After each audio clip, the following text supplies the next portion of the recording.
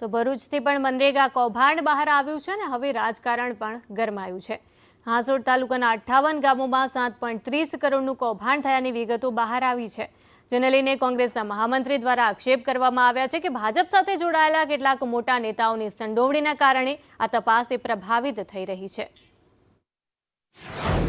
એવી જ રીતે ભરૂચ જિલ્લાની અંદર પણ મનરેગાનું ખૂબ મોટું કૌભાંડ બહાર આવેલું છે। આ બાબતની 2023માં અમે જ્યારે રાજ્યના મુખ્યમંત્રી અને જવાબદાર અધિકારીઓને, કલેક્ટર, ડીડીઓ તમામને રજૂઆત કરી હતી, પણ એ બાબતની નજરઅંદાજ કરી અને ભ્રષ્ટાચારીઓને છાવરવાનું કામ આ તંત્રએ કરેલું છે।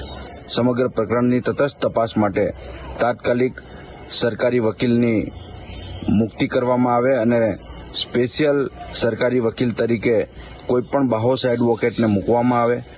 એની સાથે સાથે સીટની ન્યાયિક તપાસ માટે રિટાયર્ડ જજ મારફત તપાસ હાથ ધરવા માટે કમિટી બનાવવામાં આવે।